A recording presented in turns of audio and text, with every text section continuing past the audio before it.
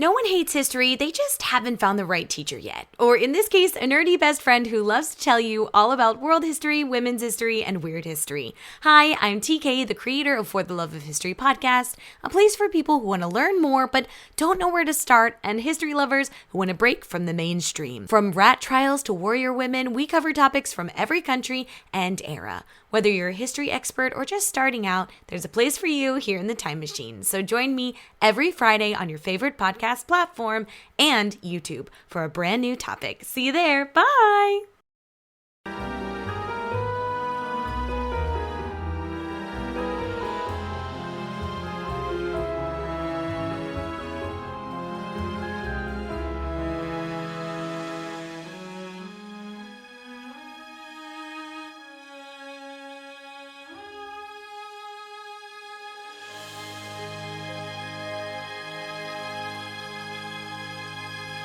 Hello, everybody. Brenna here.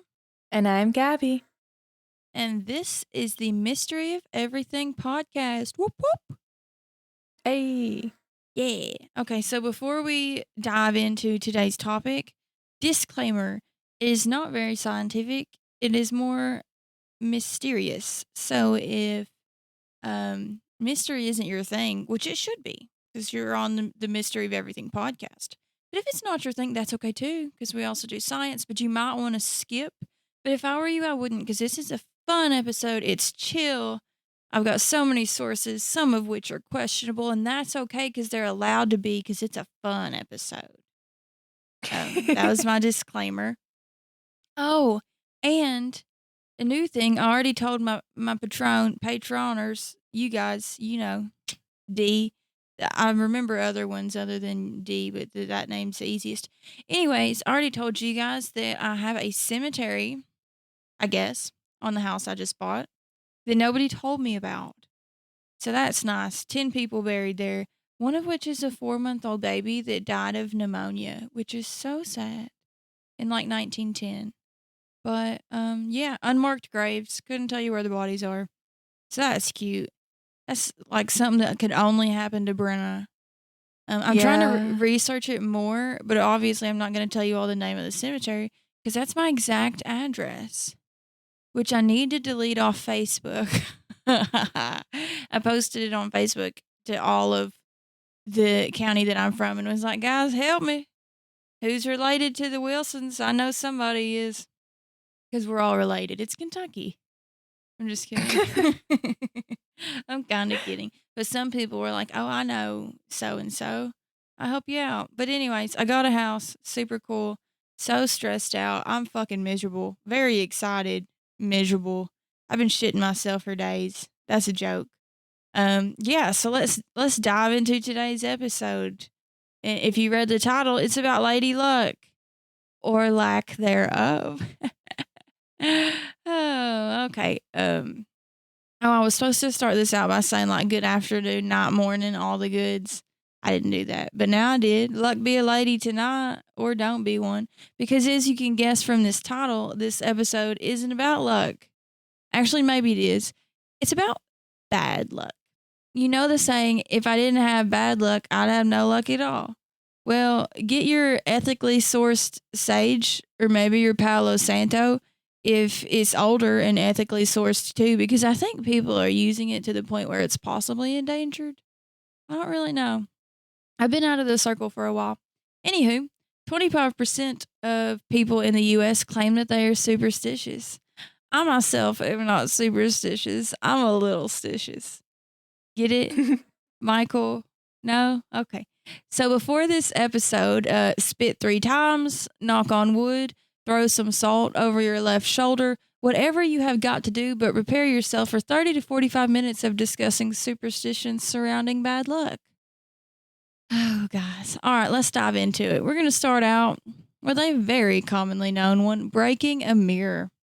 Breaking a mirror, if you've ever broken one, then you know that it's bad luck, whether you've done it on purpose or by accident. I'm sure you might have been a little nervous that you would have 7 years of bad luck following you. Or at least that's what we've all been told since we were little. I have anyways. Gabby, were you told that? If you broke a mirror, that you get 7 years bad luck? Yep. So, Where did this superstition come from? Well, we have a few guesses. So let's reflect on how humans might have thought back in the day. Get it? Reflect? No.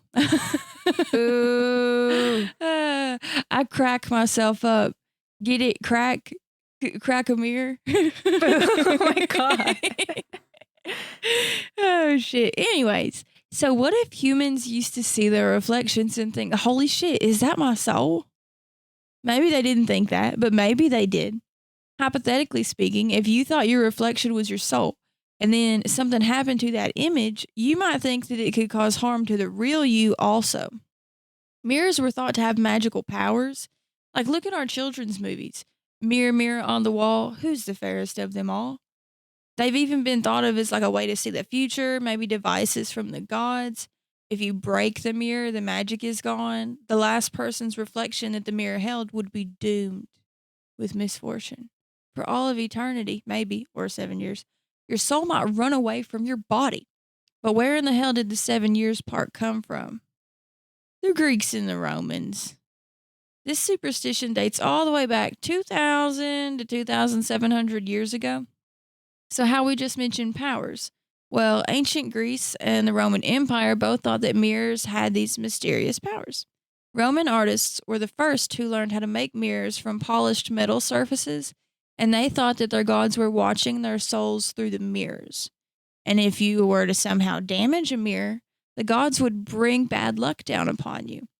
But when mirrors began being made of glass, of course, breaks are going to happen more often. Romans thought this bad luck wouldn't last forever, though, hence 7 years. Romans thought that life renews itself every 7 years, meaning if you did get bad luck for breaking a mirror, your luck would change because your life would be renewing itself. Side note, have you all ever heard of the 7-year itch, where after 7 years of marriage, supposedly a man gets the urge to leave home and start a new life? I've heard of that actually, yeah. Yep. It's But it's usually me that wants to leave home and start a new life. why is it a man thing?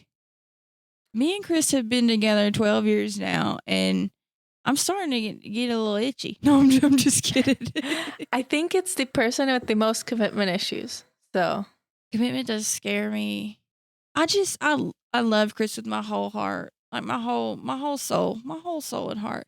But commitment's scary. Like I like the thought of being able to bail, even though I never will. I don't know. I got Maybe, yeah. It's just scary. I don't know. Maybe I grew up in like a toxic environment because I think there you was might have. divorce everywhere. But that's okay. You can never trust anybody, listeners. Don't trust them. If you're listening to this with your spouse in the car, look at them and just really look at them and be like, "Who the fuck are you?" Don't listen to her. She's giving bad advice. Guys, I'm 100% joking. Like, look at Gab and Steve. They're very happy. Me and Chris are buying a house together, It is what it is. Moving on. Who's heard of the 7th inning stretch in baseball? 7th inning stretch. Something to think about. Let's go on to our superstition number 2. Ladders. We all know what happens after you walk under a ladder. Any guesses? Continue on your path like nothing happened. Bad luck. Your guess is wrong. It's bad luck. No. Duh. Did you have this one growing up? The ladder? Yeah. Yeah. Yeah. So this superstition's origin can be traced all the way back to ancient Egypt. It was believed that the curved shape of a ladder could create something similar to a portal for evil spirits to cross through. That's not the only bad luck associated with ladders, though. Oh, no, no, no. During the Middle Ages in Europe, if you leaned a ladder up against a structure that wasn't finished, that was representation of God's work being left incomplete, and it was an insult to the presence of God, like beneath the ladder. How did they come about that one? Okay, so I don't know, because I can't think. It doesn't make sense to me. To each their own, and I didn't see any like elaboration on it, but yeah. So insult to presence of God beneath the ladder. If you lean it up against something that's not done, I don't get that one. I don't get that one at all. But let's also not forget that ladders were used by executioners back in the day. So omens of death and destruction, that's what they were associated with. Old folklore superstitions thought that if the rung of a ladder broke, it would create an opening for bad luck and evil spirits to come into it through your life. And then some Christian beliefs think that the ladder can be a symbol of the Holy Trinity. So if you're like walking under it, you're essentially breaking the Holy Trinity. So you'll have bad luck until the triangle that is the ladder is restored again. But what if you're one of the Christian sects, I guess, that doesn't believe in the Trinity per se? Well, then maybe you believe that it's a portal for evil spirits to cross through. You got me there. There you go. It could be one of the other reasons. So that's ladders. Don't walk under them, folks. If it seems like I'm going kind of fast, it's because there are a lot of these. I have a lot. We got a lot to cover and a little time to do it. So hang in there with me. This is a speed round and it's a fun one. Next, number 3, we're going to talk about birds flying into the house. Had no idea this was bad luck. This was so well known back home. Well, it depended on the bird back home, but like this one was like very common. And it's super funny because it's a tropical island. So in a lot of houses, like mine was perfectly sealed and everything, but a lot of people had like gaps between like the roof and their wall. So it would just be outdoors between that because they don't go all the way up to the roof and they don't have ceilings in a lot of houses. So the birds would just like fly on in and they'd be chilling in your house. So that would just be bad luck like all the time, essentially. Yeah. Damn. You could understand the problem. No, that would be hectic. Oh, if you didn't pick up by now, a bird flying into your house is a sign of bad luck. In Celtic cultures, if a bird flew into your home, it was a sign of death or the impending arrival of good or bad news. So that's kind of like a flip of a coin there. I don't know how you would tell the difference, maybe by the bird that flew in, I guess. Yeah. They thought crows would warn them of a future defeat in battle or of bloodshed. There is an Irish saying that says, if a bird flies into your house, a death will follow within 3 days. Don't love that. In Ireland, if a wild bird got into your house, it could mean death, but it could also mean extreme bad luck, but more so for women. Why is it always women? It's always women. I also read that this superstition was so accepted that under the ancient Brehon law, if you were an unwed woman who fell pregnant, I love that saying, fell pregnant, like you just tripped and a baby. But if you were an unwed woman who fell pregnant, if you could prove that you had been frightened by a bird flying into your home, then you would be cleared of all accusations of any wrongdoings or misdeeds. A judge would mandate that your virginity was intact and it would no longer be in question. I have questions. I have Slay questions. Queen. Nope, I'm a virgin now. Hello everyone, Takuya here. And I'm Gabby. And we are the hosts of History of Everything, a podcast which you can probably guess by the name is, well, I mean, it's about everything. Do you want to know why people thought potatoes were evil and would give you syphilis? Are you curious about all the stories of the terrible and stupid ways that people have kicked the bucket over the years? Do you want to hear tales about all of the different badasses of history and the lives that they had brought to life? Well, if so, then look no further. History of Everything is just the right podcast for you. It's available on Spotify, Pandora, and anywhere else that you get your podcast from. Join us for some fun and just see how weird and wacky history can be.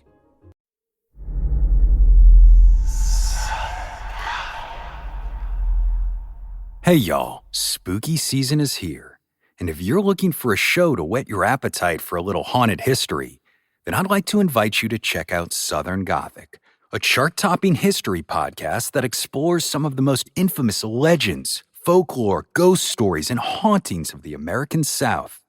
We've covered all sorts of stuff from the Bell Witch of Tennessee to the disappearance of the Confederate submarine, the H.L. Hunley. Not to mention our deep dives into the local lore of some of America's oldest and most haunted cities, like New Orleans, Charleston, and St. Augustine. So, if you're ready for a little good old-fashioned Halloween storytelling, With a commitment to quality historical research, then be sure to check out Southern Gothic today. It's available now on all your favorite podcast apps. How did you prove the bird flew into your home? Like, they didn't have phones to take a picture? Did you have to have an eyewitness to be like, yes, I saw this bird in her house? I would And have she my screamed. bestie like catch a bird and just hang outside on the roof and just chuck that fucker through the window. I'd be like, Judge, it flew in through over here. Because I feel like I'd have an accent. It flew in through this way. And then just chuck that fucking bird right in that judge's face. What if your bestie's afraid of birds and also heights? Then they're not a bestie. Damn.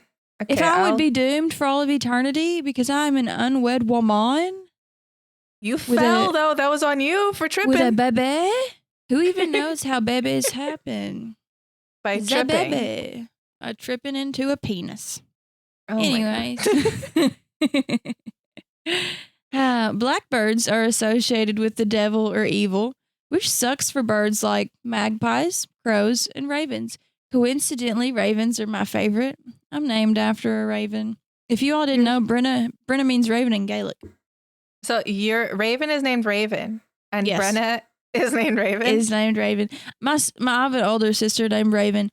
Shout out a ton of love. Go follow her on all of her stuff. She's very cute. You want to put her in your pocket, but she looks aggressive because she does shit on her own. Like she knocks down walls and like builds stuff, and she's very handy. She maybe carries around a hammer.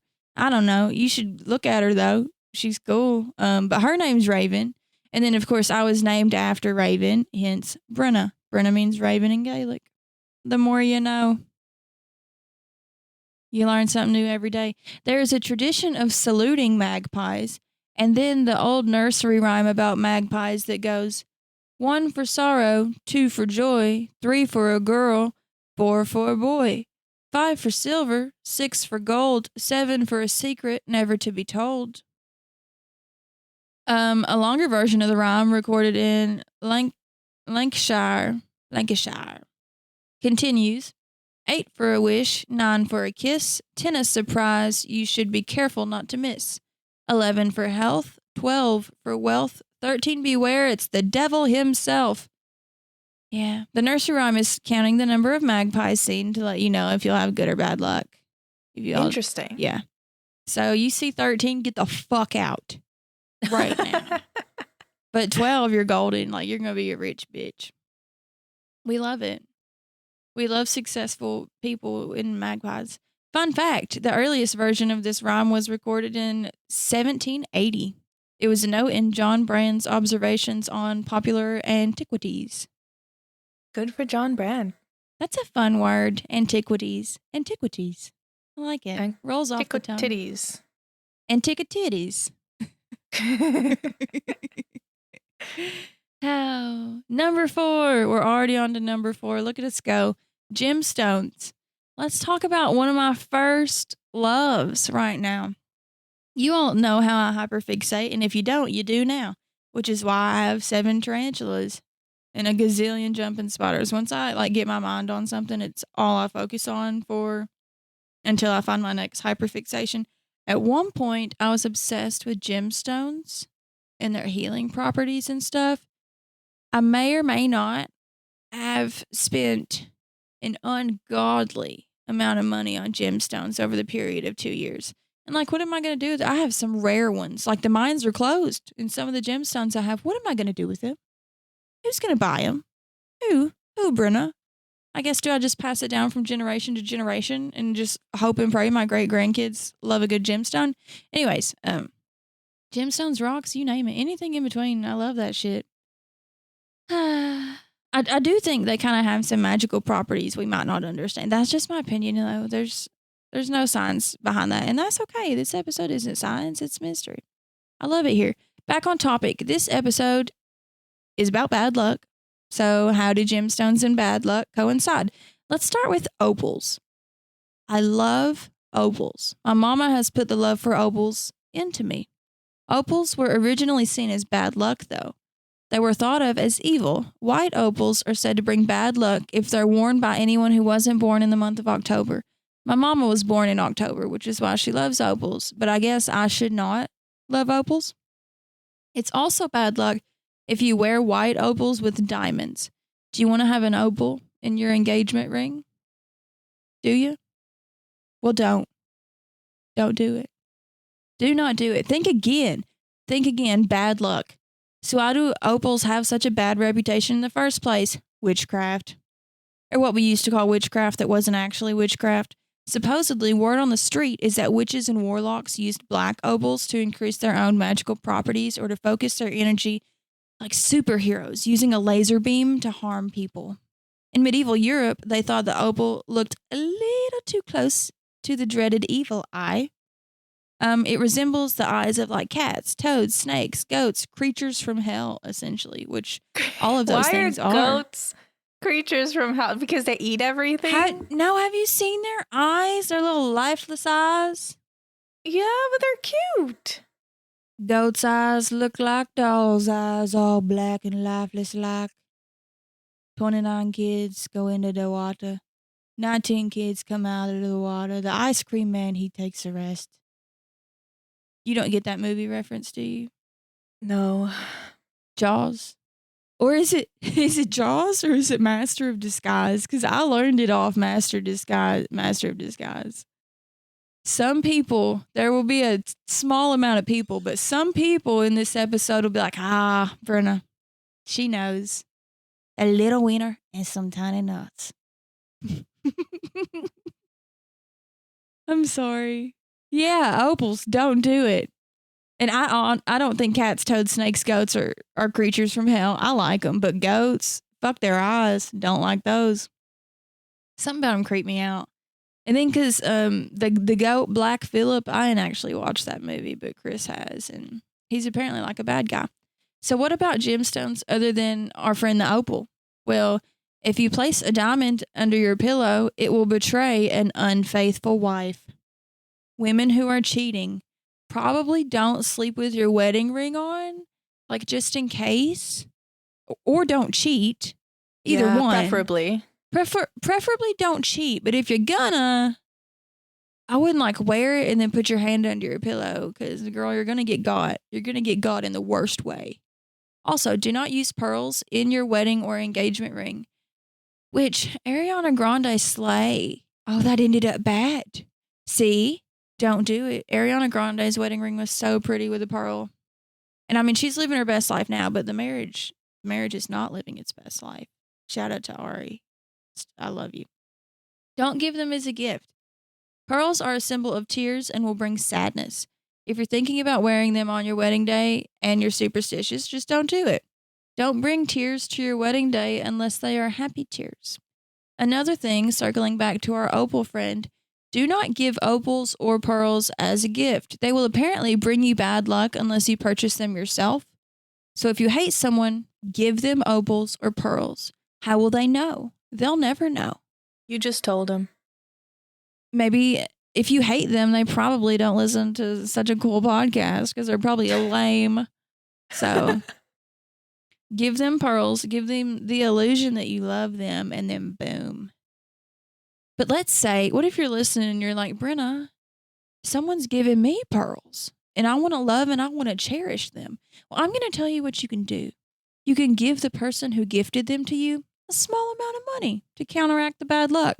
$1 or $2. I would go with 3 because I like the number.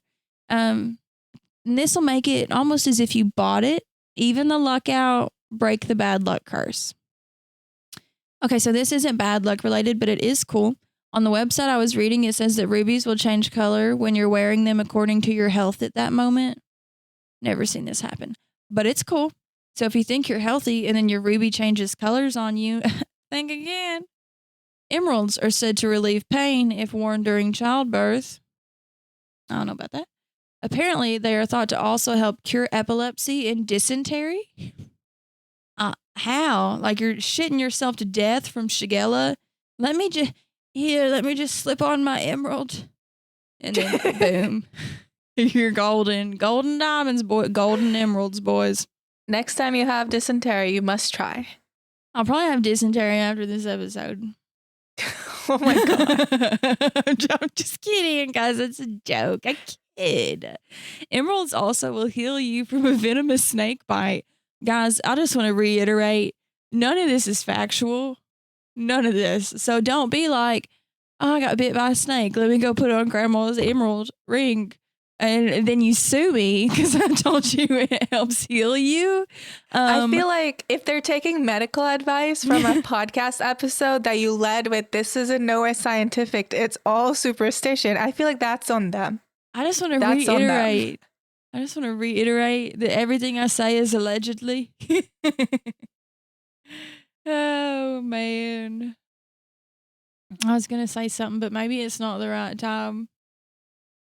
Okay, let's continue. Oh, and it somehow helps blind people. It didn't go into detail on how. Didn't say shit. Just said that it can help blind people. That's all I got for that, literally. Like, okay. Pearls are said to help madness. So, Define madness. you know, like women. I'm just kidding. Oh my God. You know, like you're going like a little bit mad. I go a little bit mad. A lot. Who doesn't? I go a little Yeah. mad a lot. I go, a lot of the time I go a little mad. Why am I turning Italian? I'm sorry. For all those that are listening that are Italian, disgrace me. Placing a pearl under a pillow is said to increase fertility and increase the likelihood of conception. Steve is gonna hate this. I may or may not have to try that one. Like literally, Steve's gonna be Me? like, he's gonna be like, Gabby, why are there pearls under your pillows? Don't listen to this episode, Steve. You hear nothing. Also, if you're one of our blonde girlies, opals somehow help blondes maintain hair color. How? Couldn't tell you. I could not tell you. But that's the thing I read. Some think that opals will also turn a pale shade if there is poison present. Oh, and this one made me sad. But opals will lose their shine when their owner dies. No proof of that, but who knows? Hard telling, not knowing. Am I right? Next It's up, a nice sentiment. it is a nice sentiment. So this is History Uncovered, and I'm Kalina. And I'm Austin. We are the co-hosts of the show. History Uncovered is a podcast presented by All That's Interesting, where we both are writers. We cover all sorts of topics: true crime, unsolved mysteries, history, folklore, the paranormal, you name it. We've been doing this now for more than 100 episodes, covering a wide range of topics, and probably something that's bound to be interesting for everyone out there. Absolutely. And in addition to our normal episodes, we also do a history happy hour about the recent news in the world of history and archaeology, which we cover daily on the site, as well as important historical anniversaries. We also have done some special series. We've done one on the Titanic, doing one on Jack the Ripper, done one about some famous UFO sightings. So if all of that sounds like something that might be interesting to you, and you like having a good time, learning new things, and maybe laughing or just groaning at some bad puns, check out History Uncovered everywhere you get your podcasts. Next up on our list, we're at number 5, guys, stepping on a crack. This one is racist. I'm not supposed to say that yet. I say that later on in my speech. So we're going to continue on with the script before I found out it's racist, and we'll just dive in. Step on a crack, break your mama's back. I still to this day don't step on a crack. I do this weird little walk on sidewalks where I try to fit the same amount of steps in between each chunk of concrete, and it gets very annoying because I just want to walk. And my brain won't let me. I can't. So the superstition is said to originate from European and African folklore. Cracks in the earth were seen as portals to the supernatural realm, not just cracks on sidewalks or asphalt, but anywhere on the ground, period. If you stepped on a crack, you could possibly release bad spirits into the world. Everything is always about releasing bad spirits. Like all of these, they're like, ooh, bad spirit, portal, bad spirit. These spirits were either going to hurt you or they were going to do great harm to your family. Either way, not good. Here we go. I also found another theory as to where the origin of this superstition came from that I was both surprised and disgusted. Let's read the full saying. Step on a crack, you'll break your mother's back. Step on a line, you'll break your father's spine. Step in a ditch, your mother's nose will itch. Step in the dirt, you'll tear your father's shirt. See, that's not that bad. But then you keep on going, and then some other sources say that then we get into the rooted in racism. In the 19th century, the saying was, if you step on a crack, your mother will turn black. What?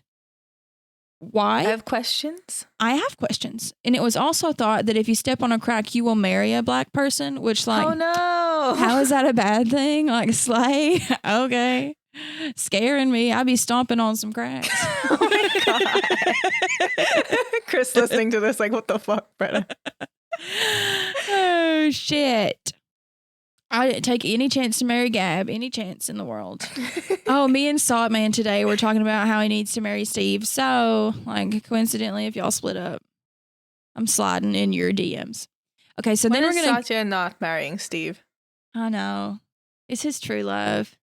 And then we're going to go into the 20th century, where it was used to scare the fuck out of kids by their teachers. And they said, you will be eaten by bears at lunch if you step on a crack. Which, for one, what the fuck? And for two, where is your rhyming? Like, do better. Do better. We're at number 6, green cars. Never fucking heard of this before. Did you know green cars are unlucky?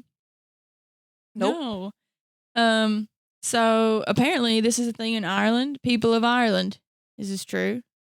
Some of the things I read say that there is a fear that the car will somehow blend in with the background scenery of the environment and you won't be as visible. Therefore, you'll be more likely to be hit. You have to drive in Ireland to understand I was that, going to actually, say, at because this moment in time, I call bullshit, but I've never been to Ireland. okay, so we did like the Irish road trip, and some of these roads were like meant for a single car, but they were two people were driving both directions. And it was all green and grassy. Like, I feel like you have to experience it to really understand what I'm talking, because you'll be going around a corner and a car will be coming the other way. It was terrifying, but one has to stop so the other can drive by. Okay, so maybe it's valid, and I'm just, what is it called? It's not stupid. It's just when you're not educated on something. Ignorant. Naive. Gabby. Ignorant. I'm ignorant. I'm not naive. I am too naive. I am both of those things. Oopsies. Oh, shit. So there's no correlation between green cars and accidents. But you know what there is? Statistically speaking, it seems black cars are more likely to be involved in an accident, which would make sense because, like, nighttime, you know? You never see them. No. They're just there. I have a black car, and I drive terribly. So, no, I'm just teasing. I drive super good, but I drive with my knees. Ask Gabby. I do. It's really bad. It's really bad, but I have such good control. Like, you wouldn't believe. I can do so much shit with my hands. I can do aerobics. You're incriminating yourself. The cops are listening to this right now, taking notes. My tags are expired. That's a joke. I kid. All right, now we're about to get dark. Stop laughing. If you're laughing along with us, stop. Okay, so we're Gabby's face. I also saw that in racing, it was a superstition at one point, but it seems to be fading out. So a man named Gaston Chevrolet, which that's a really good, strong name, like Gaston Chevrolet. He's the Indianapolis 500 champion. He was driving a green car when he was killed in Beverly Hills in Cali, California in 1920. This was supposedly when the superstition came about. Tim Richmond apparently refused to drive a Folgers decaffeinated car because it was the color green, so he settled instead on the regular Folgers brand car since it was red and white. Yeah. Understandable. I'm with Tim. Like I said, I ain't superstitious. I'm a little stitious. And I'm stitious enough to not drive a green car. Which, speaking of racing in NASCAR, let's drive on into number 7. NASCAR peanuts. We love peanuts. Is it my accent or did I say penis? I feel like you might have said that, yeah. Speaking of NASCAR, what's the deal with peanuts? You do not eat peanuts around a NASCAR driver's car. Larry McReynolds says, David Pearson would go berserk if he saw you with peanuts around his car. He was not happy about peanuts at all. Davy wasn't real fond of peanuts or peanut shells, but not to the extent that Pearson was. He goes on to say, I never heard Earnhardt say anything about them. I haven't heard much about peanuts for years from the younger generation. It's been mostly the retired ones or the veterans we have now. Pearson was just very superstitious.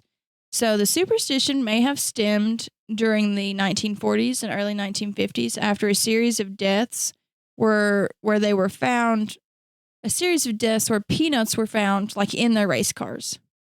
So they wrecked, they died, and then there's a shit ton of peanuts in the car. Why? So word spread and the peanuts in race cars came to an end. Theories as to how they got into the cars are that they were put on the tracks by spectators eating them after purchasing them from a concession stand. But like maybe the drivers were eating peanuts driving. I don't know. Regardless, no peanuts at NASCAR. If you do it, you're not a real fan. Moving on. We're at number 8, boats and bananas.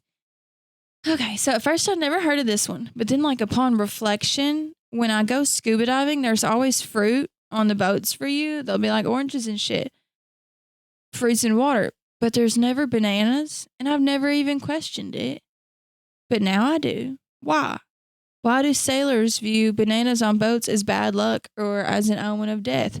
So this goes back to the 18th century to something that I would chalk up as coincidence. But sailors would notice that when they would come across a shipwreck, there would be bananas floating in the water around them. But maybe their superstition isn't exactly uncalled for. Bananas do pose unnecessary risks. I bet you're thinking, Brenna, how? Because they're just bananas, right? Brenna, how? They're just bananas. Aha. Okay, so they could have had venomous spiders on them. Wow. But wait, there's more. What about potential ethylene gas? How to get there, Brenna? That may or may not, have been from ripening bananas. I'm not 100% sure on that one. But it caused problems with vessels carrying fruit because when bananas ripen, they produce this gas. Well, this gas makes them ripen. Either way, there is this gas. It causes the fruits around it to ripen too, this ethylene gas.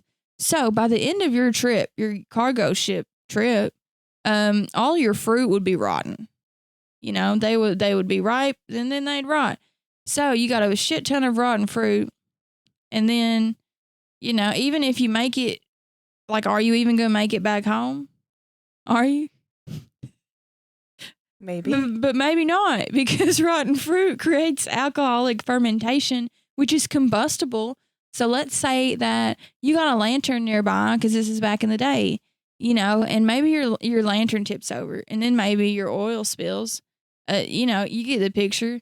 Combustible, boom. Everybody's dead. Everybody. All because of bananas? All because of bananas. I have no proof for that.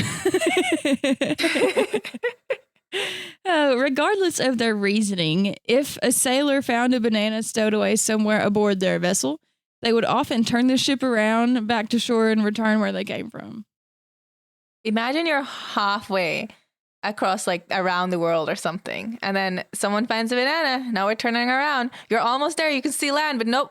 We're turning this dang boat around. It's like I was watching. I was on X the other day, Twitter, and Kylie Jenner. They were all going to Aspen or whatever, and she was like, "I just feel like I've been having dreams. I have a bad feeling about this. We gotta go. I'm not going." So she makes them turn the freaking plane around with everybody on it because she didn't want to land in one place and then drive the 3 hours to wherever they were going. She was like, "I just feel like you guys can go, but I'm not." And it was so dramatic. Like, it was so dramatic. Kylie, there are people dying.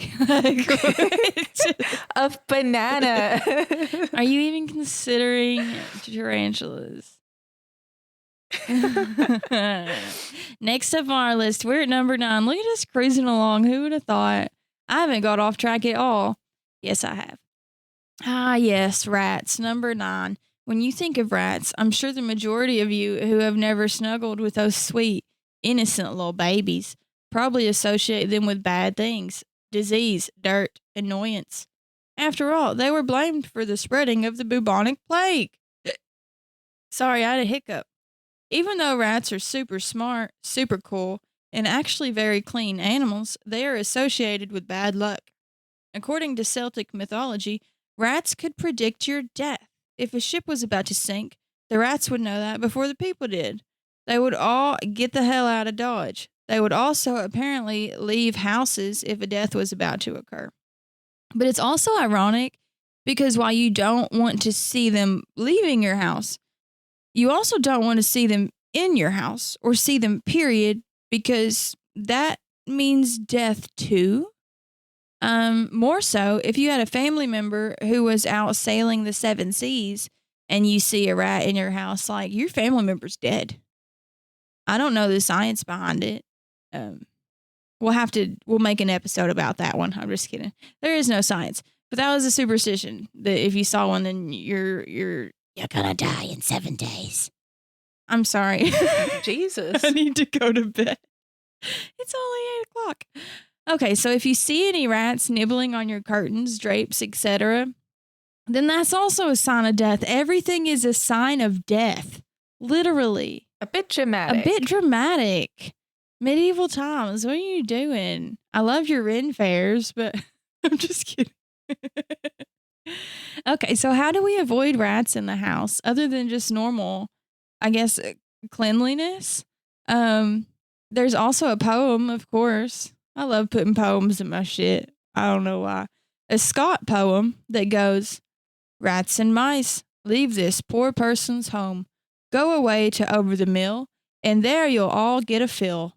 And this will definitely banish all the rats and mice from the general vicinity." So, try it. Have you tried it? I don't have any rats. I don't either. We got to find someone with rats. No, Give up on the rat poison. My and crackhead just neighbors, though, they used to have rats the size of fucking cats. This is before I lived here. I've heard Jesus. horror stories to where like the rats were where there were more rats than people. It was weird, but now they don't have rats and they just have roaches and cats. No, one of their cats this morning when I was leaving for work, the most beautiful white cat, but they're all like super feral and they won't let me love them or else I totally would. But the most beautiful white cat was sitting on their sidewalk and he had a mouse in his mouth. And I was like, oh, look at that little hunter. And then he dropped it and it was like wiggling around half alive. I guess I should like trigger warning to that. And then he'd pick it up. You know how cats torture. They don't actually want to eat it. They just want to torture it. It was sad. I don't know why I decided to tell you all that. Where am I even at? Oh, we're on to number 10, weddings. We're getting close. Guess what number we're going to stop on? Don't guess yet. Weddings. We all know about bad luck wedding superstitions. Don't show your groom your dress before the big day. Something old, something new, something borrowed, something blue. But did you know that finding a spider on your dress is considered good luck on your wedding day? I bet you didn't. I You did did not. not. Well, too bad this episode is about bad luck, so I'm not going to go into further detail about that or elaborate until next episode that I do, which will be about good luck. We previously discussed not wearing pearls on the wedding day. You also shouldn't see each other the day before the wedding. I feel like we all know those, though. So let's go over some things I hadn't heard of, though. Using your married name before the wedding is bad luck. I did not know that. Sometimes I just be like, I'm Mrs. Shaw. Not anymore. Apparently in medieval Europe, oh, I just said Chris's last name. Damn it. I'm Mrs. Bleep. We'll bleep it. No one's going to even know how to spell that. You're fine. So apparently in medieval Europe, if you did this, then your marriage would be cursed. So how about we all just like don't tempt fate, pass up on that monogrammed pillow until you're officially married. Yep. And you could also, or you should also, never give the happy couple knives on the wedding day or as a wedding gift. It could cause them to fight, and nobody wants that unless you secretly hate them and want to, like, I object, but you're too nervous. So you do it in an alternative way and then give them knives and pearls. Fuck, if you're going to give them knives, you might as well give her pearls. Another thing, do not cross paths with a nun or a monk, just ever, because crossing a religious person's path would also curse you on your wedding day, or at least that's what medieval Europe thought. And who are we to say they're wrong? They've thought a lot. They thought a lot. Girl, I ain't even done with medieval Europe. Like, we're almost done with this episode, but not with medieval Europe. Number 11 on the list, sneezing. Why do we say bless you? Or that one word that starts with G that I'm not about to attempt to spell. Gesundheit. I wasn't going to. Yeah, I was not about to attempt to spell Gesundheit when I was typing this out. So I knew. What, Gabby, what's Gesundheit mean? The more I say it, the more it's wrong. You don't know? I don't know. I never thought I of didn't it look it up because before. I just assumed you would know because you know these things. Give it a goog. I barely know the word. Okay. Attempt to spell it. Gesundheit. It means good health. Oh, okay. Well, there we go. That makes sense. So let's circle back to that bubonic plague now that we're talking about good health. What if sneezing was a sign that you had the plague? So, of course, a blessing would offer you peace and compassion on the way to your inevitable death. Too bad sneezing wasn't a symptom of the plague. I'm just fucking with y'all. I feel like it more so came from wanting to be protected from evil in the world. Just, it's on brand. It's on theme. Evil spirits. It's very on theme. In medieval time periods, if you sneezed, they thought that your soul was being projected outside of your body, and you don't want Satan to grab your soul. Nobody does, me included. It was also thought that maybe a sneeze could be like you expelling a demon from inside your body back out into the world. So receiving a blessing would help protect you from it entering inside you again. Yeah. Interesting. I seen I guess it was a TikTok or something where it was like whenever, instead of saying bless you or gesundheit, let's not keep it religious and just start telling people stop when they sneeze. And I've been that. doing it. Anytime someone sneezes, I'm like, really? Really? Like they can help it. Number 12, black cats. Man, I love a black cat. Like my llama, may he rest in peace. He was the smartest cat I've ever had. He was my good boy. I've got his ashes beside my bed. My llama and my scuba. Again, another superstition that stems from medieval times. What do you know? We have a theme today. There are many superstitions surrounding black cats. Some think that they're witches in disguise. Others think that they are familiars of witches. They too are associated with bad luck and with death. In 16th century Italy, if a black cat laid on your sick bed, you were going to die. I actually believe that one. Not like necessarily a black cat, but just any cat in general. Because cats can sense that kind of thing, like things that humans can't sense. I feel like there was a story going around about a nursing home, and maybe it was just coincidence, but there was like a cat in the nursing home, and it would go to the people's bedsides, and then they would die the next day. He was killing them? No, he could sense it. But ironically, like, what if someone was using the cat as a cover up, and there's like a nurse with Munchausen's by proxy or some shit, and when she sees the cat lay on a bed, she's like, "Oh, this is my opportunity." And then she goes and injects their IVs with air bubbles, and she's like secretly killing them. And everyone thinks it's this wholesome story about a cat who can tell when people are about to die, but really it's like a serial killer that we just don't know about that saw an opportunity and seized it. I hope they didn't tell the old folks about the cat. Because they're like, oh, Because that'd be... a sweet, comforting cat. And everyone's like, that would be so bad. Sorry, Georgetta.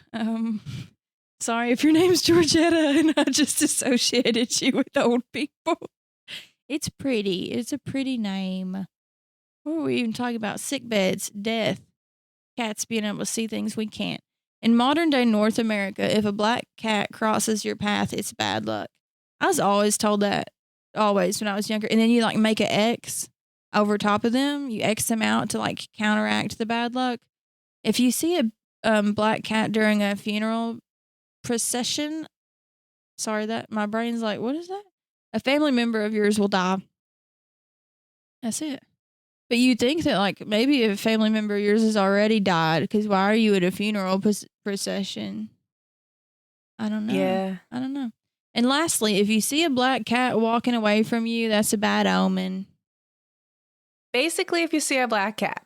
My In black cat general. was the best boy, though. He lived to be 16. I love He black was a cats. good They're my boy. favorite. Black cats, they have the morals of an alley cat. Do you get that reference? Nope. Some of you will. Okay, I have no opinion. I'm just a third party girl. I was listening to the debate earlier just to be, just because I have no opinions. But anyways, Joe looked over to Trump to insult him, and he said, "You have the morals of an alley cat." And I will be saying that indefinitely. Like, that is the top insult. Anybody and everybody, you have the morals of an alley cat. Like, all right. Oh my I see you, God. Joe. I did not watch it because Don't watch it. Don't. I'm not vibing right now with American politics. Gabby, don't watch it. You know it's bad when I'd prefer to watch like the politics of my country, which is a total shit show, over American politics. Like I said, I'm not giving you all any opinions about anything, but we all know that was a shit show on both sides. I was sad. I was sad watching it. And it's because you have the morals of an because alley I have cat. the morals of an alley cat. And I liked when he said that. And I'm sad that I liked when he said that, because he needs to be taken to bed. They both do. Like, just give them some milk and cookies and let them have it. Guys, all right, we're moving on to the last one of the night. Guess what number we're on? What number are we going to end on? 45. Have y'all been keeping up? If you haven't, then go fuck yourselves. I'm just kidding. Damn. I'm just kidding. We're at number 13. Whoop, whoop. Side note, Raven, my sister, whose name apparently is like an omen of death, she was born on the 13th. And she was born at 11/11. So it like counteracts. It's like bad luck, good luck. Yeah. Yep. Yeah. There you go. Very cool. And I was born at 3:15. And whenever I was younger, one time, I might have already told y'all this, the Ouija board story where the shit shut off at 3:15 because I didn't say goodbye to the Ouija board. Yeah, that's the time I was born. Anyways, the number 13, we're going to end our episode today as our 13th superstition. It's 13, but y'all see what I did there, right? Like 13, number 13, you see it. I've done I've done so many cool, funny things in this episode. I swear, it's great. Did you know that many tall buildings don't label their 13th floor as floor 13? Yeah. I didn't. I guess I ain't been in many tall buildings. Also, some planes won't have a 13th row. It was more common like back in the day. Now it's less common. Like they don't really care as much, but they would like skip the floor 13. That's valid. I feel that. A lot of people think that 13 being an unlucky number comes from the Bible. The Last Supper. Judas, the betrayer, was the 13th guest to sit down at the Last Supper before, the things happened. Many people won't sit at a dinner table today with 13 people unless they add something to another chair to even it out, like a doll or something. Who is counting that many people before they sit down? Who has that many friends? And even if you do have that many friends, like I have that much family, but who has enough money to have a dining room table that seats 13? Like, who are you, Kim K? Because we had to sit in the floor. Some of us sat in the living room. The adults get to sit at the table, but not even all the adults because there's not enough chairs. So, yeah. Someone out there is like, Brenna, if you're a poor, just say that. Oh, I am. Anyways, 13. So maybe you even out your table with like a creepy doll to make it 14. And then we can even look at Norse mythology, where a dinner party was ruined by Loki. Loki was the 13th guest at the table of gods, and then he plunged the world into darkness. As Loki does. As Loki does. 10% of the population has a fear of the number 13. The fear of the number 13 is called, take it away, Gabby. Triskaidekaphobia, Yep, that's it. but also like a legit fear of the number 13. Yeah, like a phobia, like a real one. Huh. Have you? No, that's the movie Huh. 23. The movie 23 with Jim Carrey that I can never watch again because I have OCD, and we're not going to do that to ourselves because we love ourselves. But that movie, damn. And I actually, because I watched that movie as a child, I fucking hate the number 23. I have a weird love-hate relationship with it. But yeah, triskaidekaphobia. Anyways, that's all we have for today, folks. Tune in for the Good Luck episode so we can counteract all this bad stuff we've been talking about. I hope you all enjoyed it. Why'd you lead with the bad? Why did I leave? Because of one of our Patreoners. Shit. What is your name? No. One time, I didn't give a Patreon a shout out when they had came up with the episode that I wrote about, and then I felt very bad. As you should. Yeah, I felt very bad. So I'm gonna find you real quick, Brenda. Do you think we could do Beverly Hills Supper Club? Oh, D said that. D, and I don't know what that is, but we're gonna find out. Oh my God. John wants an episode idea about phobias, and we can do that, John. Gabby might have to do that one though, because I have OCD. Oh shit. Come on. Somebody help me. Help me. Where was it at? I'm freaking out. Oh, it was John. John O. Oh, I'm not going to say your last name just because I didn't ask permission. It was John. John said episode idea, symbols of bad luck, breaking a mirror, black cats crossing your path, etc. This one is for you, John. All for you. And if you want to send in recommendations, you can send it in to us, or you can subscribe to the Patreon. We have fun conversations on there currently. They are singing Old McBrenna Had a Farm Filled with Unmarked Graves. So, and that's all, folks. I'm just kidding. Do you remember the show that would sign that off? No. You didn't grow up with was it Looney Tunes? I've heard of All right, it. I'm going to sign it off with that. That's all, folks. Bye, guys. Bye.